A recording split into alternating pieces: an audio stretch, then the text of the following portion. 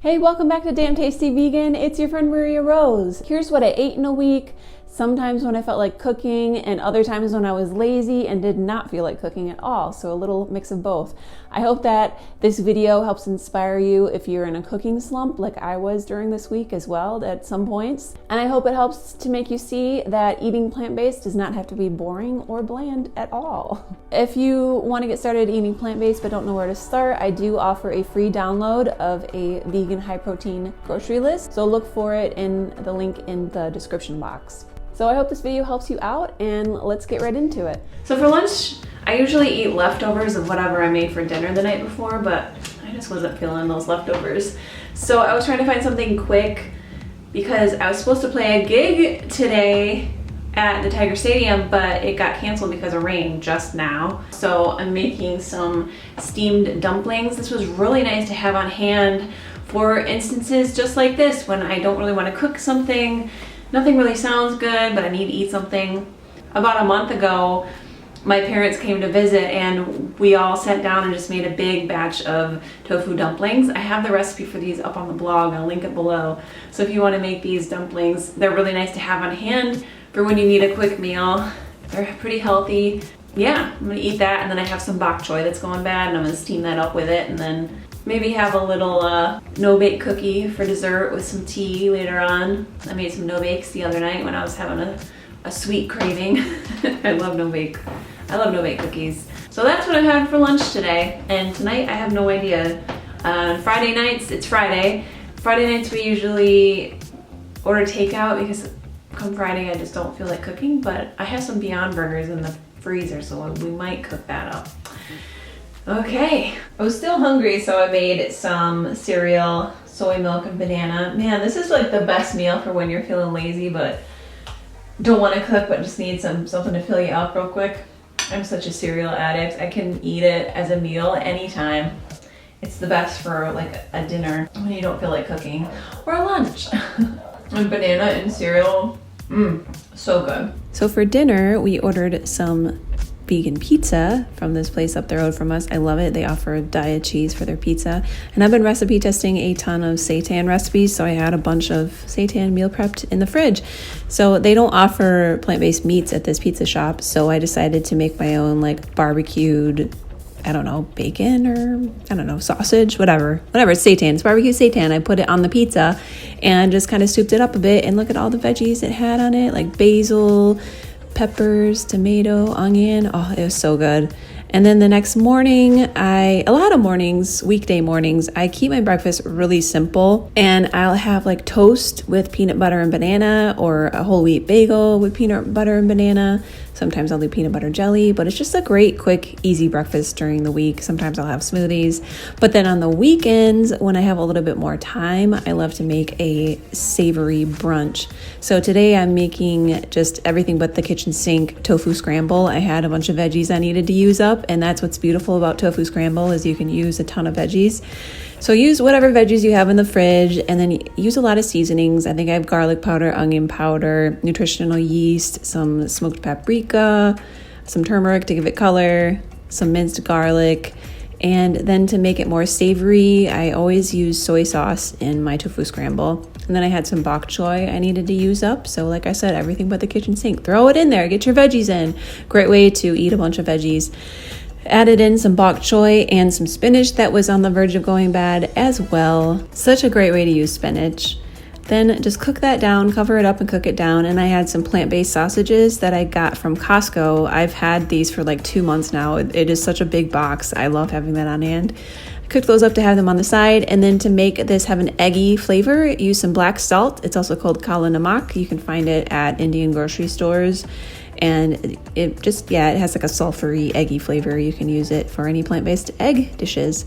And then I ate that with a little bit of hot sauce and some homemade sourdough that my husband made with some jam and vegan butter. And it was just such a nice, lovely Sunday brunch when I had a little bit more time. And I think brunch is one of my favorite meals.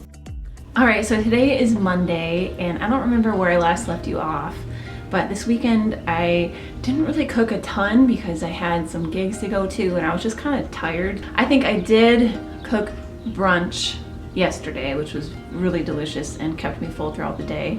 And then later on, I went to a French-speaking meetup group at a coffee shop and I had an oat milk latte. Oh, so good. And we had such good conversations and I love being a part of that group. I'm slowly getting better at French, and having a group like that I can just like speak French and make mistakes and they help correct it. It's really amazing. Today's Monday, like I said, and this morning I got up and I worked out. I did a little workout on the Peloton app. I love that app. So fun. The instructors on there are so much fun. And then I had some oatmeal for breakfast that my husband made with blueberries and maple syrup. I always put ground flax seeds in my oatmeal for the omega-3s and the lignans. People on their phones while they drive. Fucking put your phones down. It causes so many accidents. Anyway, don't text and look at your phone while you drive. Last night I made like a throw together curry with the very few ingredients that were left in my fridge. I forgot to show that. I was kind of out of it after my French group. So I used this pre-made Indian curry sauce. It's dairy-free, just has coconut cream in it. This is nice to have on hand for when I need a quick, simple dinner and I don't have a lot of ingredients in my fridge. So I used the last of the frozen veggies I have in my fridge. I cut up some carrots, put it in a can of chickpeas, and then put it over quinoa. So it was really simple. Dang it, I forgot to show you. But anyway, it was really good. So if you see this, some of these do contain dairy, but this does not. But if you see this on the shelf at your store, grab it. It's nice to have on hand for when you need a quick throw together dinner. So today, because we are low on groceries, there's not a lot of stuff I can make food with. I think I'm gonna go to Costco later on after I recipe test this seitan steak. So, all right, that's what we have in plan for the day. I'll show you my lunch and what I scrounge up for dinner later. So for lunch, I ended up eating the meal that I was recipe testing, which is a seitan steak.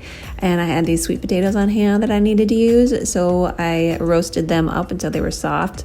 And then I ate this delicious seitan steak with some steamed broccoli and those sweet potatoes for lunch. That kept me full for a long time. And the recipe for this will be up next, so it'll be the next video that I post. I'm going to have seitan steak and seitan ribs. And then I totally skipped dinner. I guess I was still full from the steak. But the next day for lunch, I made a tofu egg salad. This is amazing to have on hand. If you meal prep a big batch of this and keep it in the fridge, it's really great to have on hand for a quick, easy, high-protein lunch. And so I love adding in some celery and shredded carrots for just some extra texture to get some extra veggies in. And then it's really simple. You just use dairy-free mayo and mustard, just kind of however much you'd like it to be creamy. Throw in your veggies, stir that up, and then use some of that black salt, the kala namak. Like I said, this is great to have on hand for eggy vegan recipes. You can buy it online if you can't find it from like an Indian grocery store near you. And I love adding it in last with some dill. I never have fresh dill on hand. I always forget to buy it, but I do always have dried dill. Also, there's red onions in there. And then I had it on top of some toasted homemade sourdough that my husband made, and I put a little extra vegan mayo on the bottom. You can put some lettuce on top of that, or if you have like a tomato on hand, that would be good, or like pickles or anything like that would be really, really good. Oh, I think I added some dill relish to this as well. And then I had it on the side with just some some broccoli and cauliflower with some vegan ranch. And then for dinner that night, I had this, it was so good and so comforting. I made some mashed potatoes in the Instant Pot. This is the easiest way to make them. Just peel and dice up some potatoes, put it in the Instant Pot with like a cup of water and a little pinch of salt. And I think I cooked it on high for maybe 12 minutes. Okay. And while that was cooking, I chopped up some of that steak that I made the day before and put some barbecue sauce in the pan with it and added a little bit of water to thin it out a little bit because I wanted it to simmer in the barbecue sauce for a while. And if you don't add water, it'll just get like caramelized and sticky. But if you add a little water, it allows it to simmer for a while and get even more flavor. Then when the potatoes are done, you just mash them up right in the Instant Pot. If you have some unsweetened and plain oat milk, add that in, but I didn't. All I had was soy milk, and I never like adding soy milk to mashed potatoes. It always leaves an aftertaste, but oat milk never does. And then add in some plant-based butter to make it even creamy. But honestly, it doesn't need the dairy-free milk, but it makes it extra creamy. And that was the little barbecue seitan tips when it was all done after letting it simmer for about maybe 10 minutes on low. And I served it with some steamed broccoli. This was such a good dinner. I highly recommend making this if you have some seitan on hand. Seitan is just so nice to have on hand because it's really high in protein. It's really satisfying, especially if you're like weightlifting or trying to build muscle or whatever. It's a great thing to have on hand. Thanks so much for hanging out with me. Thanks for watching this video. I hope this video inspired you with some new things to cook. And I hope it helped to let you see that you don't always have to cook all the time as well. So you can always just eat some cereal. Leave me any comments or questions you have below, and I will see you all in the next video. Thanks so much. Bye.